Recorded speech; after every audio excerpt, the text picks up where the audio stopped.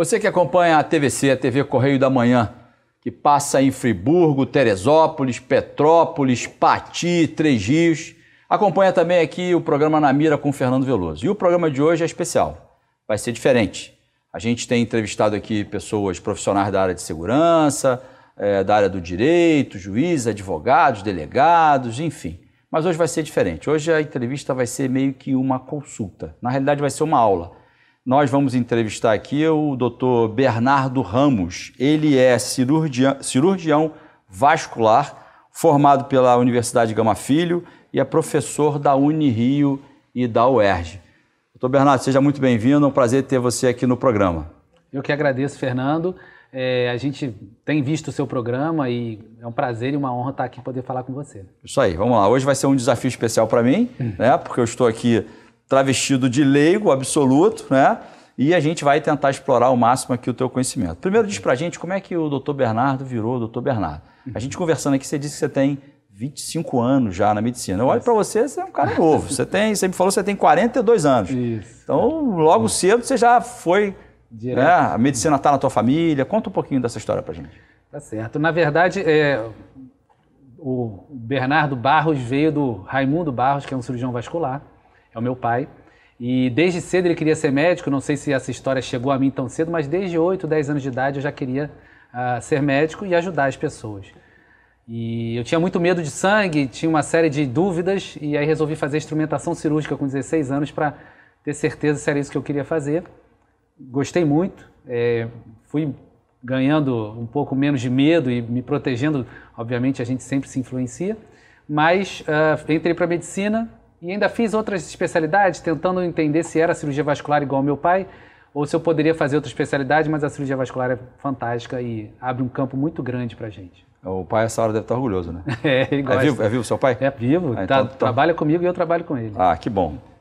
Mas o Dr. Bernardo, ele é especialista em tratamento de varizes e úlceras com espuma densa. Eu tenho que ler aqui para não falar errado isso, né? Porque é difícil de falar. Imagina criar o processo, né, aplicar uma coisa inovadora que atinge, essa questão de varizes atinge aí praticamente 2/3 da população brasileira, né, mais nas mulheres do que nos homens, em quem tem mais idade e tal, mas se a gente não tem problema, é bem provável que vá ter algum dia. Então acho que estou muito feliz aqui de poder ter um especialista, né, nessa questão de varizes. Eu já enfrentei um pouco esse problema, já tenho a minha dívida com o médico lá, que mandou eu usar aquela meia e eu estou na dívida com o médico. Mas explica um pouquinho para a gente como é que você teve conhecimento desse tratamento especial, parece que você foi um congresso fora. Conta um pouquinho dessa história para a gente. Pois é, você tem razão, 70% da população realmente tem varizes em diversos graus. E quanto mais velho, o risco é maior e infelizmente nas mulheres também.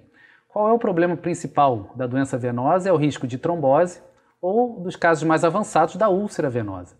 E tem tratamento, além de prevenção, como você falou da meia elástica, esse tipo de doença tem tratamento. E muito difícil a gente conseguir isso pelo SUS, é um dos motivos que a gente criou todo esse programa e esse projeto, que hoje se chama Pernas Saudáveis, e que contou com diversas ajudas ao longo do tempo. Eu conheci esse projeto, eu conheci essa técnica em 2012, num congresso internacional. Há 10 anos já. Já tem 10 anos, mas a técnica foi inventada em 2000, né? Foi desenvolvida há mais tempo ainda. E quando eu voltei para o Brasil em 2012, eu vi que já tinha alguns colegas fazendo em Minas, em São Paulo, e isso me chamou a atenção. E a ideia, desde o início, era trazer isso para o SUS, para tratar um volume grande de pacientes que não têm acesso a esse tipo de tratamento. Óbvio que isso demorou um tempo até se concretizar, com a ajuda dos profissionais da UERJ, principalmente, até que em 2017 a gente conseguiu, com um apoio político, um apoio até da mídia, aprovar na Conitec o Código de Tratamento de Varizes com Espuma. É porque a dificuldade até então era porque não conseguia popularizar esse atendimento, que ele vem em substituição à cirurgia, que a gente já ouviu falar, todas as suas questões. Eu vou pedir depois para você comparar um pouco, né, uma intervenção e outra. Quando tem que acontecer e não dá para fazer em substituição ao tratamento, mas ele tem lá as suas, é mais invasivo e tal. Né? Mas você dizia que para popularizar isso tinha que ter uma codificação no SUS. A dificuldade era essa. Isso aconteceu em 2017. Isso. Então, Na verdade, a gente começou a fazer no Brasil, a gente colocava o código de cirurgia ou de embolização, então não existia essa codificação para o Brasil. Então, o Brasil não conhecia, não identificava esse tratamento. E no início, então, a gente fazia no centro cirúrgico, tinha uma série de restrições, até porque a gente não tinha esse acesso ao código. Sim. Isso foi preciso um grupo de pessoas, inclusive ligado à Sociedade de Cirurgia Vascular, à presidência, liderado pelo grupo da Bahia na época, e inclusive contando com o Dr. Drauzio Varella, fazendo um programa para demonstrar essa técnica e popularizar ela na mídia, né? E a partir daí a gente conseguiu esse apoio. Então, em 2017, a gente teve, de fato, isso disponível como código. Você conseguiu avançar. Agora, explica um pouquinho como é que é essa técnica da espuma. Deve ter, né, gente que acompanha a TVC aqui, por acaso algumas mulheres, ou até homens mesmo, que podem já ter feito essa cirurgia. Né? E aí agora estão ouvindo isso, quer dizer, de repente nem precisava ter feito a cirurgia. Talvez alguma coisa menos invasiva pudesse ter resolvido o problema. Isso. Explica, né, para o leigo, no que consiste esse tratamento de varize com espuma. Perfeito. Na verdade, a cirurgia, Fernando, é muito boa. Ela, inclusive, é o padrão ouro ainda para o tratamento de varizes, só que ela é mais invasiva e ela é mais custosa. Você precisa internar, fazer anestesia, fazer os exames pré-operatórios. Com a espuma, além de ter um menor risco, porque é um procedimento minimamente invasivo, a gente também tem um custo muito menor para o SUS. E a gente consegue escalar isso em um número de pacientes. Você consegue atender muito mais gente. Muito mais gente com o mesmo contingente de pessoal. Como é que ela funciona? A gente vai fazer uma punção na veia que está doente, injeta essa espuma especial e a veia cola. Ela causa uma fibrose. Então, na verdade, a gente faz o próprio organismo ajudar a gente a cicatrizar. São sessões curtas, de 15 a 30 minutos cada sessão. A gente tem um limite de espuma para fazer, então a gente faz até 10 ml, mais ou menos, de espuma por sessão. E com 2, 3 meses, fazendo uma sessão por mês, por exemplo, esse paciente está tratado dessa doença venosa. E essa espuma, o próprio organismo cuida... Absorve imediatamente. Ela causa esclerose, ela é totalmente inativada.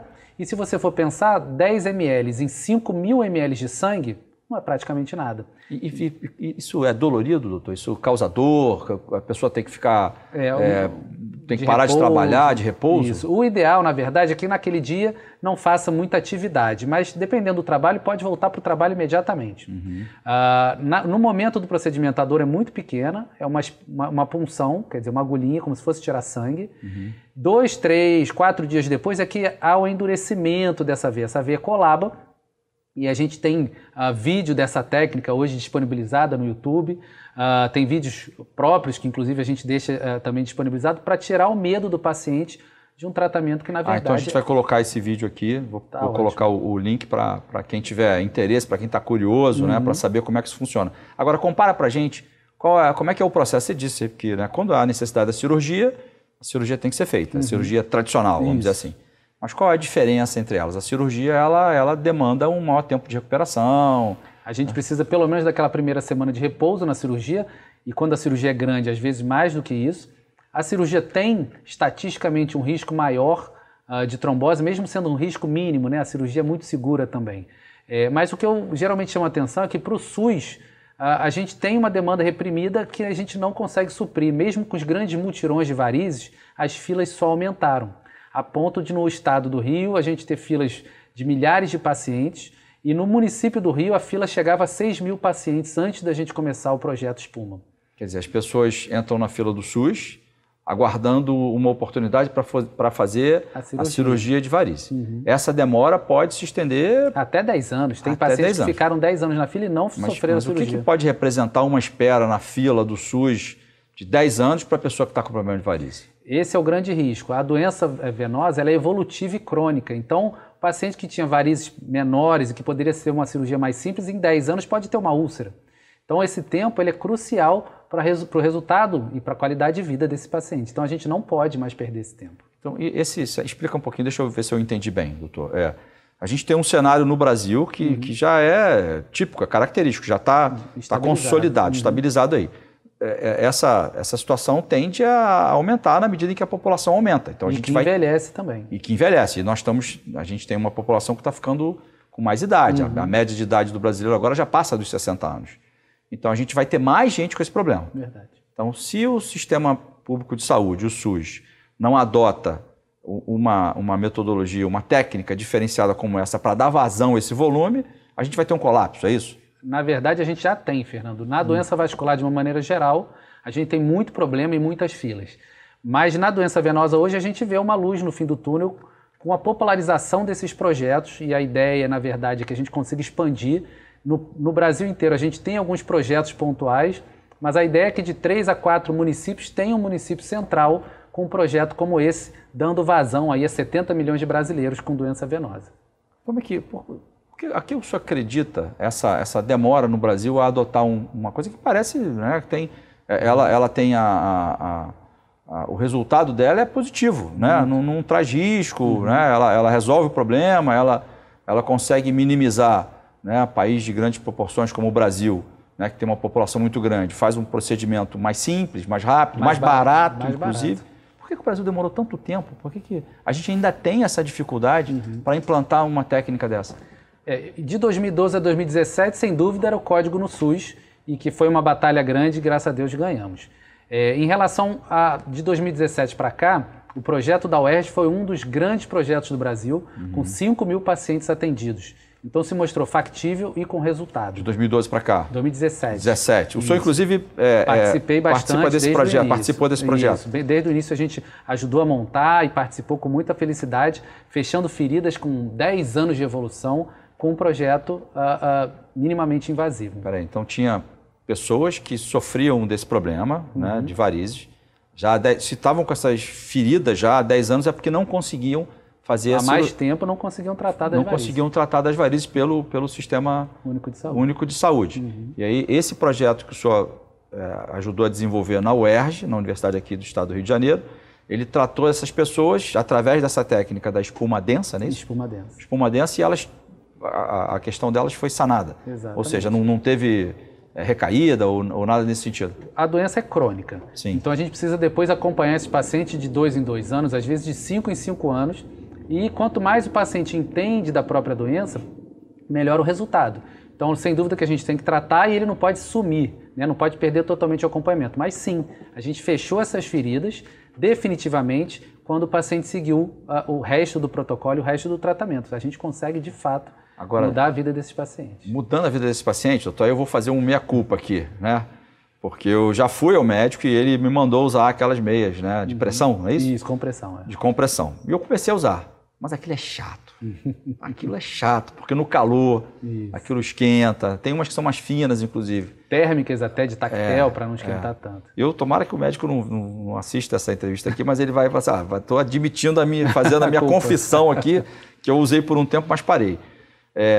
Depois que a gente faz, né, depois que a pessoa passa por essa técnica, é possível que ela tenha que usar essas meias ou ela não precisa usar? Ou é recomendável que essa meia seja usada de uma forma preventiva ou não? Fala um pouquinho dessa meia de compressão. Pois é, a meia gera muita dúvida. A gente tinha uma série de restrições com as meias mais antigas, que não podia dormir com ela, tinha que colocar a perna para cima por alguns minutos antes de vestir, não podia sair da cama para vestir a meia. Isso tudo diminuiu muito e tem uma correlação muito grande com o exercício. Qualquer exercício é melhor do que nenhum. Então o ideal é fazer 1 hora de aeróbico por dia. A meia... Esse aeróbico andar serve? Isso, serve. Mas isso para a saúde de uma maneira geral, mas para as varizes. Mas a meia da mesma maneira. Se você usar 2 horas por dia, é melhor do que nada. Sim. Se você colocar para dormir, que não é o ideal, mas, por exemplo, quando eu dou plantão, eu uso a meia, melhora. Então, o ideal é usar o máximo possível. As meias melhoraram bastante, tecnologias super avançadas, cores diferentes, tudo para poder diminuir essa restrição que você falou muito bem. No verão, que é quando é o maior problema de varize, né, porque o calor dilata essa circulação e piora, é quando a gente mais deveria usar. E eu faço justamente quando ela é mais inconveniente. Pois é, mas assim, eu faço uma correlação interessante porque os árabes no deserto andam de roupa, porque a roupa ela mantém a temperatura do corpo. Então, se o ambiente está a 40 graus e nossa temperatura é 37, a meia não esquenta. Ela dá um pequeno desconforto. Então, no verão... tomando um puxão de orelha do doutor aqui. eu tô redimido. Mas se for uma prescrição médica, use a meia. Eu uso a meia, estou aqui com a minha meia elástica e eu gosto muito do resultado dela, tanto em mim quanto nos meus pacientes. Mas, doutor Bernardo, vamos imaginar aqui, o senhor falou de calor. A TVC, ela passa na região serrana. Então, predominantemente, é uma região mais fria. Isso não quer dizer que mulheres lá acima de 40, né? Estejam livres de ter problemas de varizes. Com certeza. Em especial se elas desenvolverem algum tipo de atividade em que elas ficam em pé muito tempo ou fazem pouca atividade física. O que a gente poderia recomendar para essas pessoas em caráter preventivo? Porque eu tenho uma história, eu pessoalmente tive uma história, eu já tive bar, eu fui dono de bar, então eu trabalhei atrás do balcão ali. E eram horas e horas e horas, às vezes 10 horas num dia, que a gente fica em pé, dá 2 passos para cá, 2 passos para lá, aí no final do dia a perna chega a estar queimando. Então tem outras atividades, a sua mesmo, fazendo... Ficar em cirurgia muitas horas. Fica em cirurgia, fica em pé ali, eu sou mesmo, já demonstrou que o senhor mesmo usa essas meias de compressão.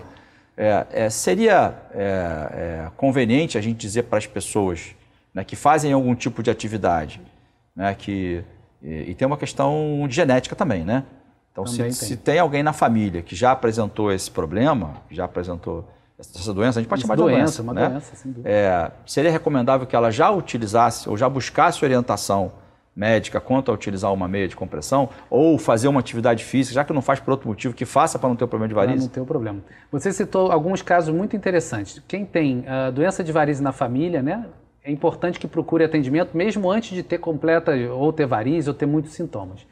Pacientes grávidas ou pacientes que têm muitos filhos, o risco também é maior. Você falou da região serrana, vou falar da minha Paraíba do Sul, do Limoeiro, um abraço para todo mundo lá. Quem trabalha muitas horas em pé, né, a gente tem lá os funcionários que trabalhavam com a gente, que tem um risco maior de ter varizes. Então a prevenção é o melhor caminho. Não é fácil, por exemplo, usar a meia o tempo todo, mas é um ótimo resultado. Não é fácil tomar remédio o ano inteiro, mas tem remédios muito bons para prevenir.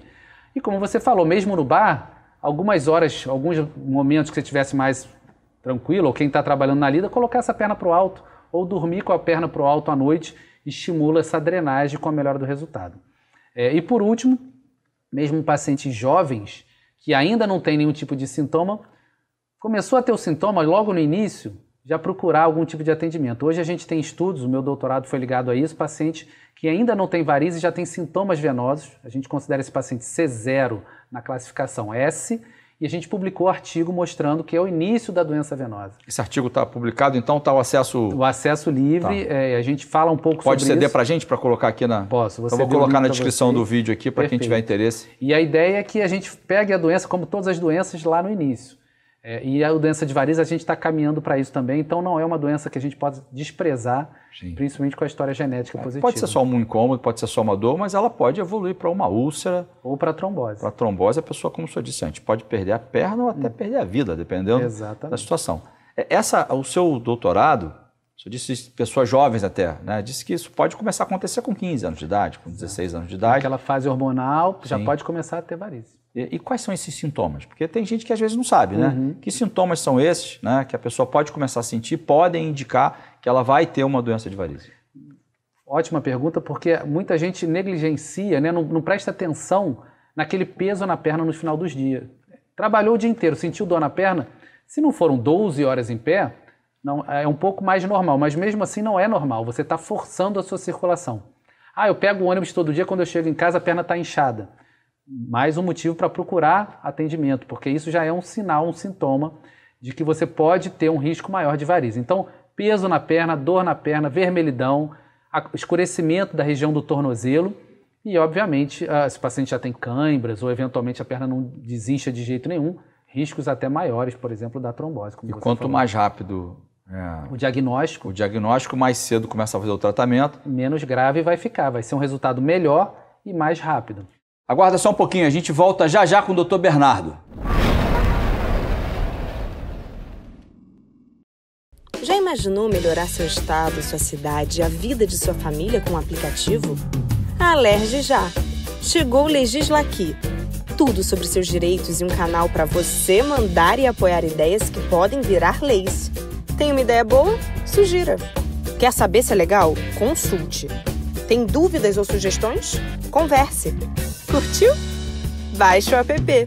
Legisla Aqui. É a Alerj mais perto de você. Sabe o sonho de vacinar a sua princesinha?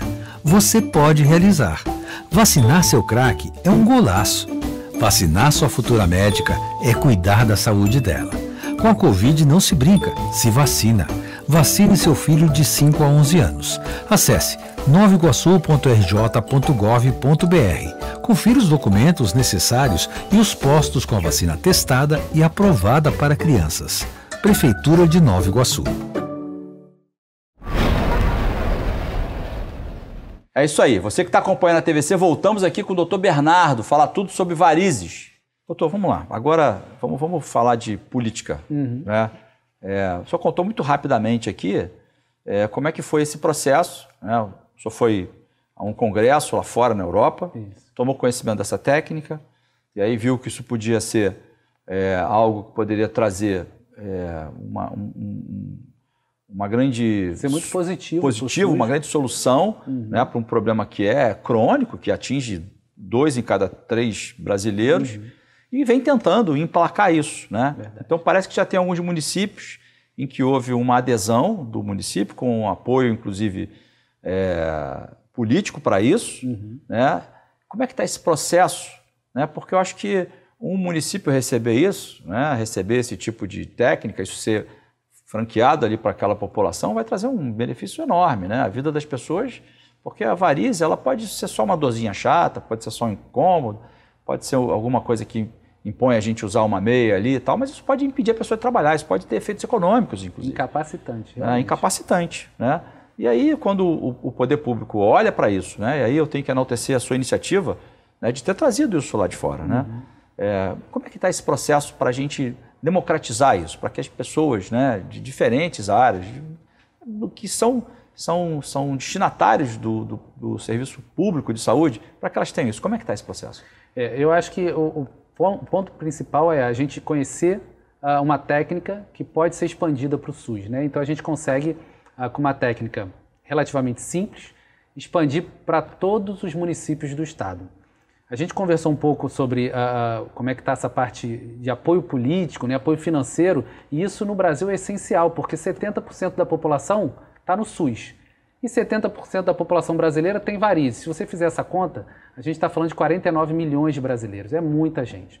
Então, qual é o ideal? Que a gente consiga pegar municípios chaves locais e faça essa distribuição de vagas e use um município como apoio. Hoje a gente está em Itaboraí, foi o lançamento do projeto com o apoio do senador Portinho. Senador Carlos Portinho. Carlos Portinho foi que, desde o início, quando viu o projeto, falou a mesma pergunta que você fez: por que isso não está ainda desenvolvido em todo o estado, pelo menos? Vamos fazer um parênteses aqui para o senador Carlos Portinho, né, que no ranking dos políticos, né, no ranking nacional, ele é o 5º melhor político ranqueado lá naquele site. Né? Eu vou botar até o link do site aqui para quem tiver interesse lá. Né, na descrição do vídeo, e no Rio de Janeiro foi eleito o melhor político do estado do Rio de Janeiro. Né? Então ele veio subindo isso aí. E por quê? Porque ele desenvolve a ideia de que a gente tem que entregar para a população, entregar para a opinião pública o que de fato a gente trabalha para isso. Eu sou funcionário público também, sou professor da Unirio e eu tenho que entregar aulas de qualidade. Sim. E ele, como senador, ele tem que entregar políticas públicas. E a ideia dele é que a gente consiga expandir de fato isso. Lá em Itaboraí, a ideia é que a gente já consiga vender algumas vagas, entre aspas, para os outros municípios. Então, a gente usa o polo de Itaboraí que está montado, mas os municípios em volta podem lá oferecer vagas. Um determinado número de vagas para aqueles municípios vizinhos ali. Faz o aporte financeiro para a secretaria em troca de vagas para que a gente possa manter o projeto. E na UERJ, no início, a gente, na verdade, tinha 70% das vagas para o município do Rio e 30% para os outros municípios do estado. Então tinha gente que saía 3 horas da manhã de casa para chegar na UERJ. E eu achei isso um absurdo e por isso surgiu a ideia da gente fazer em municípios satélites. A gente tem essa ideia de ir para dois municípios da região serrana, conversando com os prefeitos ainda para poder acertar. Tem um furo de reportagem aqui, numa entrevista gravada no programa Na Mira com o Fernando Veloso. Olha, ó, tem você que acompanha a TVC aí, o doutor Bernardo acabou de dizer que a ideia é colocar, né, duas unidades satélites na região serrana.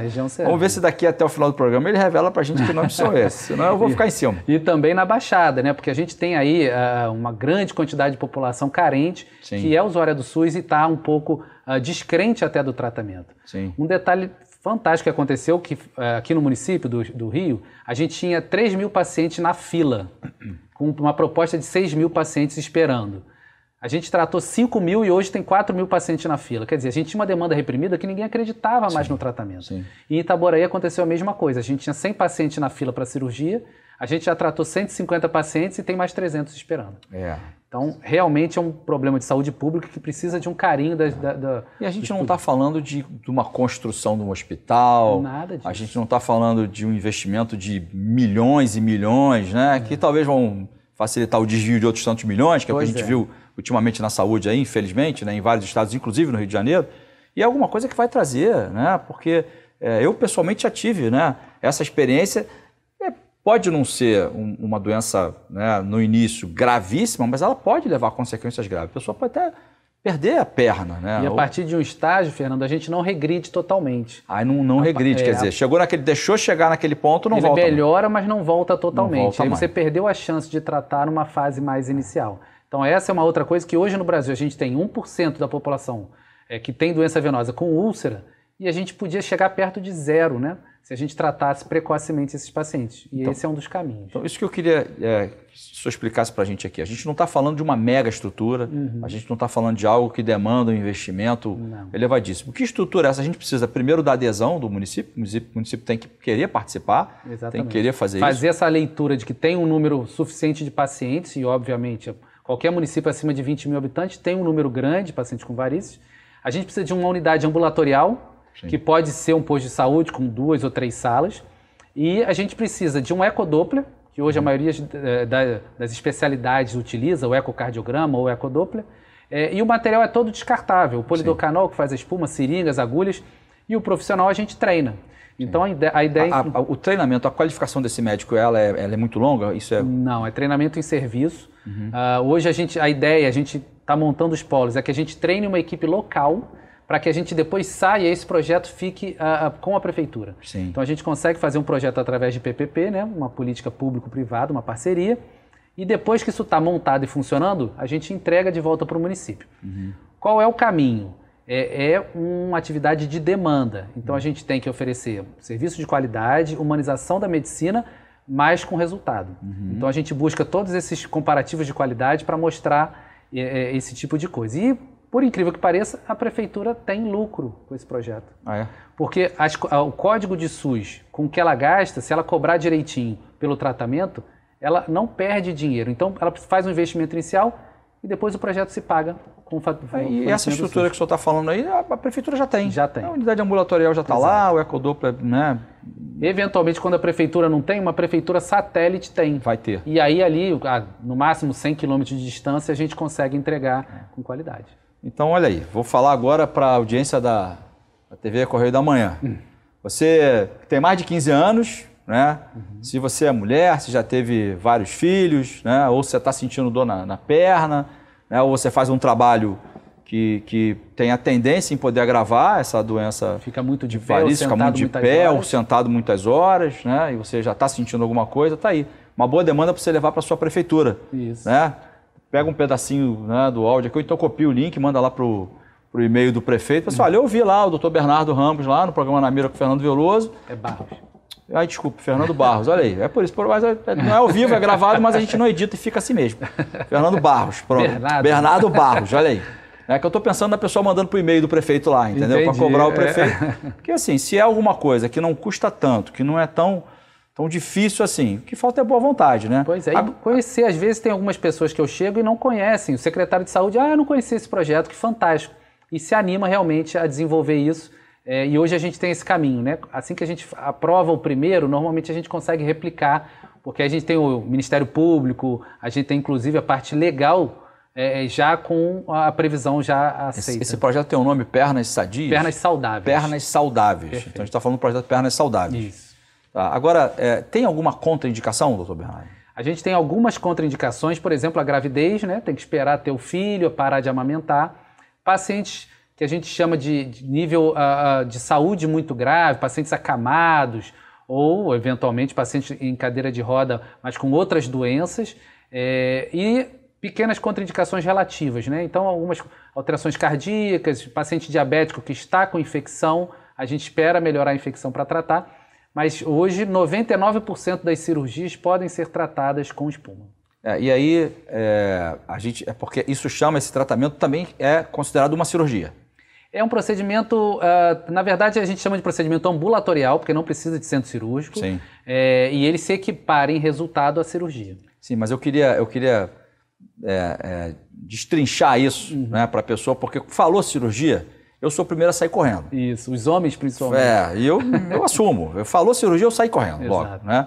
Então, assim, quando a gente diz para as pessoas assim, os dois procedimentos é como se fosse cirurgia, mas são completamente diferentes, né? Muito, muito diferente. Essa é como se fosse uma microcirurgia, como se fossem pequenas agulhadas ali. Uma agulhada às vezes. Uma agulhada às vezes. Apenas uma injeção naquela sessão, com o scalp de criança, aquele que tira sangue de criança mesmo. Sim. E você faz a injeção da espuma que é totalmente indolor. Sim. Então, muitas vezes lá em Itaboraí, já acontecia no UERJ, eu falo, olha, agora vai sentir uma espetadinha, o paciente nem sente, porque está achando que é uma coisa muito grande, e psicologicamente a gente consegue melhorar isso. Só tem ideia de quantas pessoas já passaram por esse procedimento? Então, lá em Itaboraí, mais de 150. 150, mas tem um número bem maior, né? Pela UERJ. Na UERJ foram 5.000 pacientes já tratados.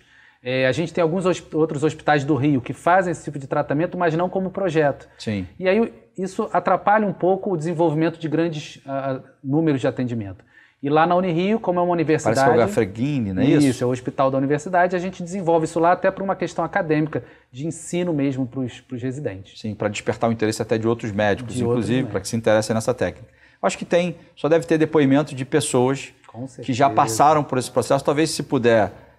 disponibilizar. A gente pode disponibilizar o link também do vídeo. Eu vou colocar o link na descrição do vídeo também, quem tiver interesse, a gente sobe aí algum vídeo das pessoas que já passaram por isso, narrando pra gente. Exato. Tem uma paciente linda lá de Itaboraí que está há 10 anos com uma lesão e não conseguiu operar, porque quando tem a ferida a gente não consegue às vezes fazer a cirurgia, e com a espuma, 8 sessões, quer dizer, 8 semanas de tratamento com um curativo especial, a gente cicatrizou essa ferida. E uma coisa muito interessante na medicina é que o médico ainda ganha muito presente, principalmente quando é o médico que consegue devolver ao paciente o tratamento adequado. E a gente lá, assim, chega a ser, a gente fica muito alegre, né? Então ganha bolo, ganha biscoito, às vezes ganha uma bala, que é o que a paciente queria dar alguma coisa e tem ali. Obviamente isso não tem nenhuma obrigação, né? Mas a gente fica muito feliz. Eu fiquei com certo ciúme agora, porque por delegado só mandam flores na música, né? Mas ninguém nunca mandou presente nenhum. Mas que bom, tem que presentear o médico mesmo. Doutor Bernardo, espera um pouquinho aí. A gente vai no comercial, é muito rápido. Volta num minutinho. Já imaginou melhorar seu estado, sua cidade e a vida de sua família com um aplicativo? A Alerj já. Chegou o Legislaqui. Tudo sobre seus direitos e um canal para você mandar e apoiar ideias que podem virar leis. Tem uma ideia boa? Sugira. Quer saber se é legal? Consulte. Tem dúvidas ou sugestões? Converse. Curtiu? Baixe o app. Legislaqui. É a Alerj mais perto de você. Sabe o sonho de vacinar a sua princesinha? Você pode realizar. Vacinar seu craque é um golaço. Vacinar sua futura médica é cuidar da saúde dela. Com a Covid não se brinca, se vacina.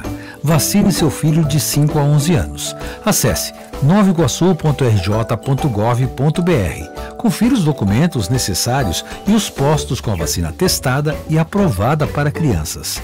Prefeitura de Nova Iguaçu. O comercial foi rapidinho, a gente está de volta com o Dr. Bernardo, falando sobre uma técnica especial para tratamento de varizes. Mas, Dr. Bernardo, diz pra gente o seguinte, como é que... a gente já falou de prevenção, um pouco de prevenção, a gente já falou desse projeto Pernas Saudáveis, a gente já falou do aspecto político, né, que é necessário que o cidadão, né, ele cobre isso do seu gestor, né? Por que não tem? Porque muita gente pode estar ouvindo a gente agora e está nessa fila, está esperando aí há 6 meses, há 1 ano, há 2 ou 3, e a perna está ali, está piorando, está ficando talvez até escura.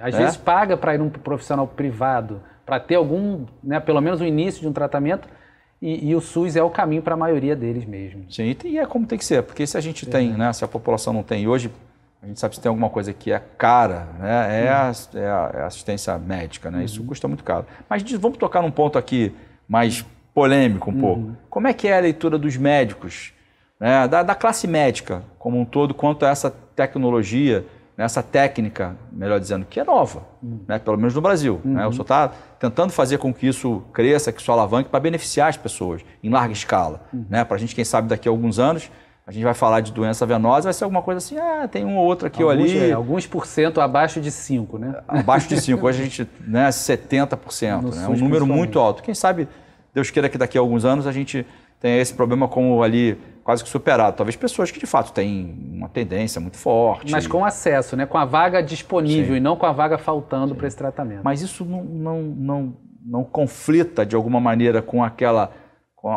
vamos falar, vou chamar de indústria aqui, eu posso me permitir falar uma inadequada, né, de uma forma inadequada, mas isso não conflita com uma indústria da cirurgia e tal, isso não vai, de certa maneira, causar um conflito com essa história. Como é que o senhor acha que a classe médica está recebendo, ou qual é a percepção que o senhor tem da classe médica, né, tomando conhecimento de uma técnica que vai diminuir o sofrimento das pessoas, que vai resolver um problema de política pública de saúde, que é mais barato e que pode minimizar, pode evitar, né, a incidência de cirurgias que podem ter outras complicações, porque se é uma cirurgia como é a tradicional, tem que ser feita no centro cirúrgico, tem que ter todo com anestesia, com todo aquele aparato. Como é que o senhor acha que a classe médica faz a leitura dessa nova oportunidade? Toda nova técnica sofre retaliações e repulsas, né? Então, a primeira vez que eu apresentei num congresso carioca, um grande cirurgião vascular sentou na minha mesa depois da apresentação e me questionou, dizendo que eu ia matar os meus pacientes com fibrose pulmonar, quer dizer, essa espuma iria para o pulmão causar um problema, e isso não acontece. Na Europa você tem milhões de aplicações de varizes já computadas sem nenhum risco nesse sentido. Para a classe médica, a gente tem que avaliar o resultado, e o resultado é bom, e a parte também financeira, quer dizer, os médicos, principalmente no interior, que só fazem cirurgia, hoje estão migrando para a espuma. Então a gente também pode oferecer para esse médico, onde a gente vai colocar a espuma, o treinamento. Então, olha, eu faço cirurgia, mas você me treina, eu vou entrar no projeto, vou receber pela prefeitura e vou resolver o problema desses pacientes. Sim. Na pandemia foi muito interessante porque a gente não pôde operar, fazer cirurgia durante muito tempo. E a doença venosa evoluiu. Então, quem já tinha migrado, alguns pacientes, ou sabia fazer a técnica de espuma, não precisou fechar os consultórios. Então, durante a pandemia, naqueles primeiros 3 meses, a gente acabou ficando fechado, só atendia online. Mas depois disso eu voltei a tratar, fiquei 1 ano sem operar varizes e tratando muitos pacientes. E a pandemia, de alguma maneira, afetou essa doença? Porque as pessoas ficaram mais em casa. O home office hoje, de alguma maneira... Piorou bastante. As pessoas deixam de circular, porque né, no que vai, volta para o trabalho, pega o ônibus, pega o metrô, circula, de alguma maneira está fazendo alguma atividade. A pessoa deixa de fazer isso, acorda, vai lá, começa no home office ali, né? Bota a água perto, bota tudo perto e não sai dali. Fica o dia inteiro sentado ali. Então, piorou bastante e nos pacientes idosos ficaram reclusos a atrofia muscular da panturrilha, que a gente chama de perda muscular também, piorou muito a doença venosa. Então, de março para cá, depois da Ômicron, né, os consultórios encheram bastante de pacientes que estavam acompanhando clinicamente e vieram muito piores. Ou porque pararam de tomar o remédio, ou de fato porque estão parados em casa, perderam a atividade física. Então, casos de trombose, pacientes com muita dor, com muito inchaço, que a gente chama de edema.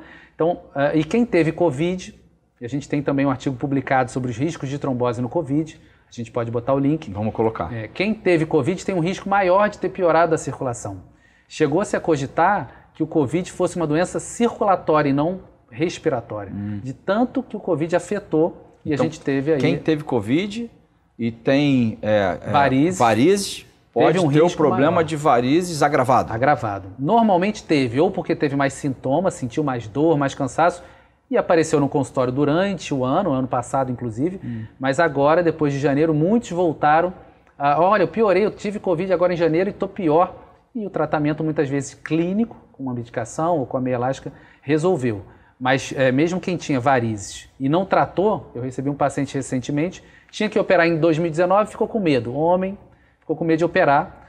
E aí a gente sugeriu a espuma, veio o Covid e ele apareceu agora no consultório com uma tromboflebite, uma trombose de toda a safena. O que é isso? Entupiu a safena inteira, ele chegou no consultório, eu já comecei o anticoagulante, não precisei internar. Mas por quê? Porque em 2 anos, sem tratar, a doença evoluiu de uma maneira grave. Então, 2 anos sem tratar para quem tem doença venosa é muito. E aí tem aquela, o senhor disse já no início da entrevista, pode chegar num ponto que é irreversível. Pode chegar num ponto irreversível. Nesse caso, se Deus quiser, a gente vai conseguir anticoagular, né, fazer um remédio para dissolver e melhorar a circulação. Um paciente adulto jovem, 50 e poucos anos, ele consegue se recuperar. Mas se talvez fosse um paciente mais idoso, poderia ter gerado até uma embolia e a morte. Né? Então, gente, é isso aí, né? Não tem saúde com varize. Não tem. Né? Quem tem saúde pode estar fazendo uma atividade, alguma coisa ali ou outra, mas está com um problema, tem que cuidar. Né? O que a gente diz, doutor Bernardo, para as pessoas que hoje estão trabalhando no home office, que tiveram Covid, que estão suspeitando que podem ter algum problema de varize? A gente vai colocar aqui, o senhor já falou um pouco dos sintomas, né? Mas o que a gente diz para essas pessoas? Faz um alongamento, tenta fazer uma atividade física. O senhor está dizendo aqui que qualquer coisa é melhor do que nada. Já estamos na hora de voltar às atividades físicas. O que a gente sugere, Fernando, a cada 1 hora, andar em volta da mesa. Sim. Ou deixar a água longe, para você ter que ir até a água, ter que ir até o banheiro. Então, para o home office, que ainda está muito comum, não deixar tudo em cima da mesa e não ficar muitas horas sentado.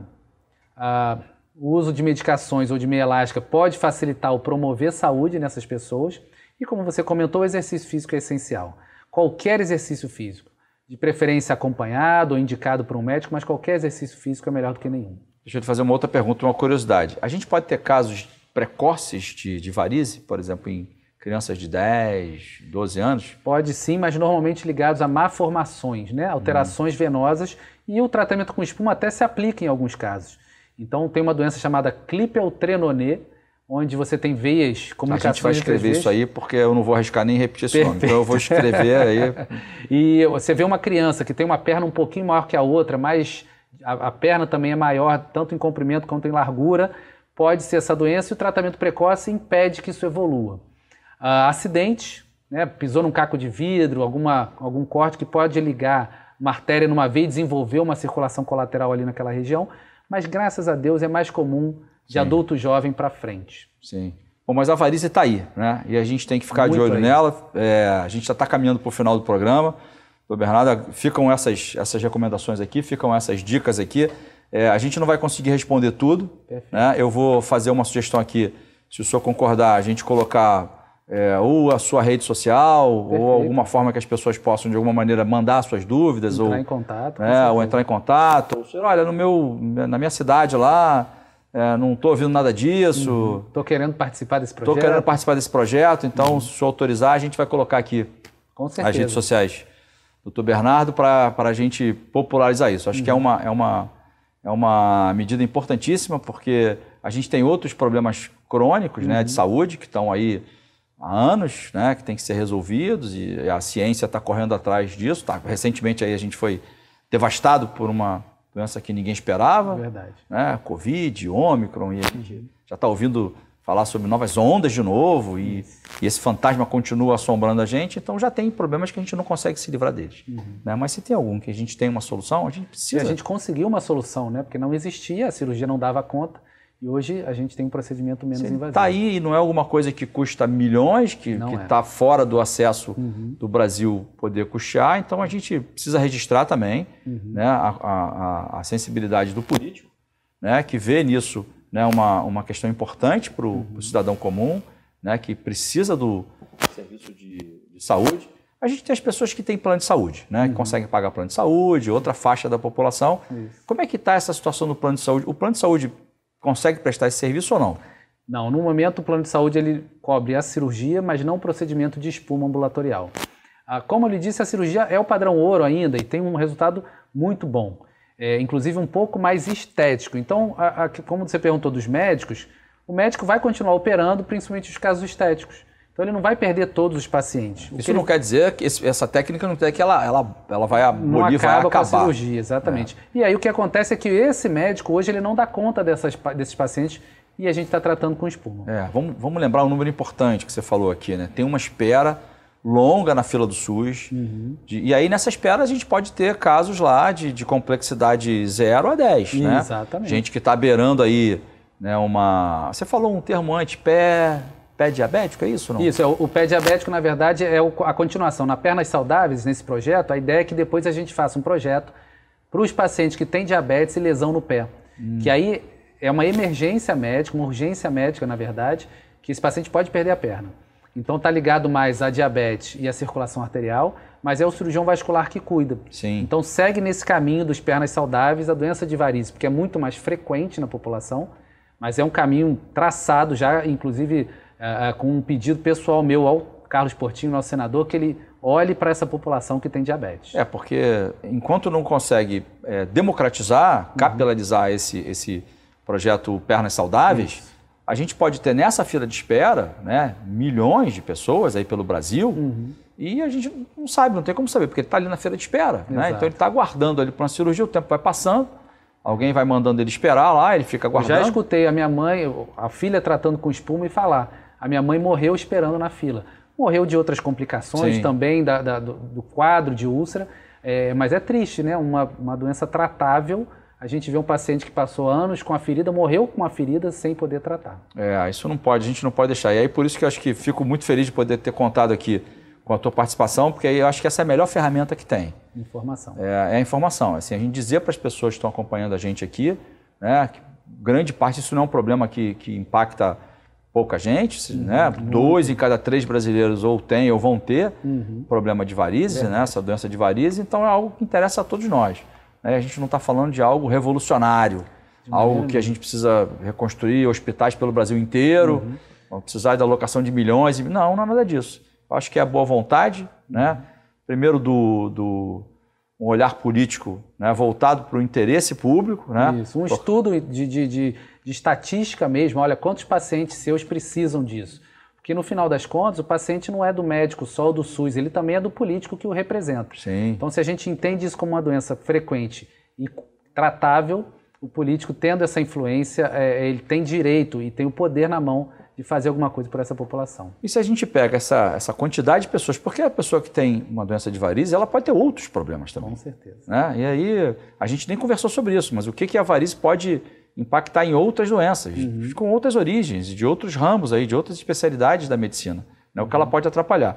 Quando a gente tira esse universo de pessoas, né, e elas têm o seu problema resolvido, né, ela vira aquela página, né, aquilo está tratado, desafoga a área de saúde para poder atender outras questões que aí são mais complicadas. Exato. Não é isso? E aí ela vai fazer exercício porque ela não tem dor, ela vai emagrecer e vai cuidar da saúde porque ela não tem uma ferida, ela até vai ter vai ter condição de trabalhar e se cuidar melhor porque ela está recebendo aquele dinheiro. E a gente aqui não acabou não falando do impacto financeiro, que é o paciente que fica afastado porque não consegue trabalhar ou que está aposentado porque tem uma ferida crônica e que nunca conseguiu tratar.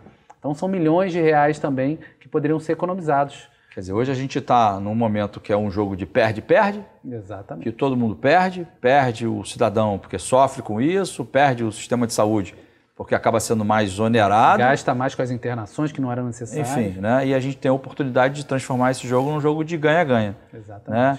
Ganha todo mundo e tem também um outro aspecto, que é assim, eu acho que a pessoa que está com a perna lá com uma varize já ficando crônica, já... Varicorragia, né? O sangra aquela veia em casa. Pode sangrar, ela pode extravasar, pode né? E começar a sangrar. A pessoa que não tem o conhecimento ali vai olhar aquilo e vai estar arriscado aquilo causar ali uma outra questão ali de saúde mental, porque a pessoa vai achar que está morrendo já, porque viu o sangue extravasar, talvez não tenha o conhecimento. Vira um problema social e familiar muitas vezes, Fernando. A família inteira vive em volta daquela paciente ou daquela ferida da paciente e causa um desgaste muito grande social. E a gente vê o quanto que o paciente volta com batom, volta pintada, com o cabelo feito, porque ela... A autoestima da pessoa. Muito, principalmente nas mulheres.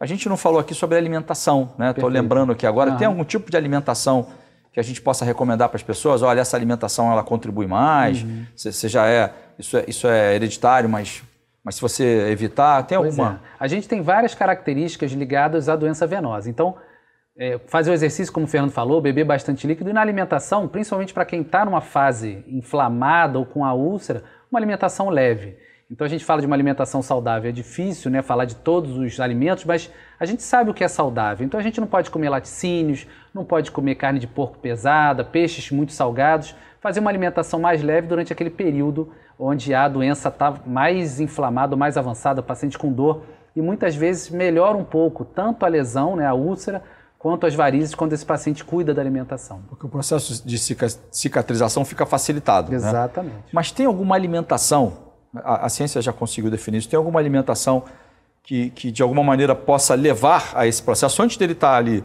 com sangramento ou agravado? Tem algum tipo de alimentação que possa facilitar a piora? A piora, né? Na verdade, em alguém que já tem a tendência para ter varizes? A gente fala muito da dieta mediterrânea, azeite, peixes, pães, que poderiam melhorar todas as doenças vasculares, né? Cardiovasculares no caso. A nossa alimentação, ela é saudável, arroz, feijão, legumes, a gente tem banana, a gente tem frutas e verduras disponíveis num preço razoável na maior parte do ano, né? Eventualmente com a subida baixar de preço. Então, essa alimentação, baixa ingesta ou uma ingesta normal de proteína, então nada daqueles grandes churrascos semanais, isso infelizmente faz mal, a carne vermelha em muita quantidade, mas os cereais, arroz, frutas diversas e os legumes e verduras que a gente tem disponíveis, na maioria das vezes com quase nenhum agrotóxico, né? A gente está falando da região serrana aqui antes. Sim. No sítio que a gente tem lá, a gente planta e dá, né? Verduras, legumes, frutas, porque a gente tem realmente um solo e uma agricultura muito fértil no Brasil. O senhor falou em proteína. E outro dia eu estava conversando com um amigo que estava falando a tal da dieta da proteína. Então, ligando os dois mundos aí, se a gente for imaginar alguém que está querendo fazer uma dieta, está com problema de varize... Pode piorar. Pode piorar. Pode. Na verdade, a dieta da proteína faz perder peso. E essa perda de peso pode ajudar um pouco na doença venosa. Então, desde que ela seja temporária e assistida por algum profissional, nutricionista, por exemplo, ela pode ser feita. Inclusive, ao contrário também, nos pacientes idosos que se alimentam muito mal, a baixa de proteína no sangue atrapalha a cicatrização. E aí, nesses casos, a gente tem que fazer uma suplementação de proteína. Então, esse equilíbrio, não muito peso, não muita comida pesada e bastante líquido, talvez seja aí o ideal para a gente melhorar essa circulação. Está vendo a varize uma vez mais mandando na nossa vida, né? Total. Então você quer fazer um regime, mas está lá sentindo alguma coisa, mas quer tirar a barriguinha, quer melhorar, enfim, é importante, é bom que tenha. Mas se tiver com problema, a tal da dieta da proteína pode agravar. Já por outro lado, né, o idoso, que tem baixa proteína, então é por isso que tem que consultar o médico, e aí a gente já está caminhando para o finalzinho aqui, para os últimos momentos do programa. Eu tenho que agradecer, me antecipar agradecendo aqui o Dr. Bernardo pela oportunidade, né, de ter coroado a gente com tanta informação. Se ele permitir, a gente vai colocar o link aqui para as pessoas que queiram complementar algum tipo de informação, se manifestar quanto ao que ouviram aqui, ou até pedir uma nova entrevista. Quem sabe a gente não consegue trazer ele de novo aqui, né? Pois é. Dr. Bernardo, a gente tem mais um minutinho ali no relógio que não perdoa. Eu vou deixar a câmera à sua disposição. Eu sou como médico, cara novo, com 40 e poucos anos, 25 anos dedicado à medicina, traz uma técnica nova, inovadora da Europa para resolver um problema que pode atingir 2 em cada 3 brasileiros. A câmera é sua, dá o seu recado aí, né, com a sua experiência e com essa motivação que a gente vê que o senhor tem para o telespectador da TVC. Perfeito. Eu queria primeiro agradecer ao Fernando, uma pessoa querida e que tem também muita empolgação para trazer essas novidades e trazer coisas que interessam a população. Não é só o Projeto Espuma, mas o cuidado com a circulação de uma maneira geral e o cuidado com a população. A gente tem muita coisa para crescer, a gente tem muita coisa para ajudar e todo mundo faz parte desse elo. Então, desde o paciente que não falta a consulta, que marca e vai, porque isso também faz muita falta quando o paciente falta e perde essa vaga, até os entes públicos e políticos que podem ajudar para que a gente desenvolva tanto o Projeto Espuma quanto para uma possível outra reunião com o Fernando, a gente falar um pouco do paciente diabético, que é uma entidade completamente diferente que também precisa de muito carinho. É isso aí, gente. Doutor Bernardo, obrigado. Vamos fazer um brinde aqui. É isso aí. Obrigado. Obrigado a você. Obrigado. E obrigado a você que acompanha a TVC. É isso aí, gente.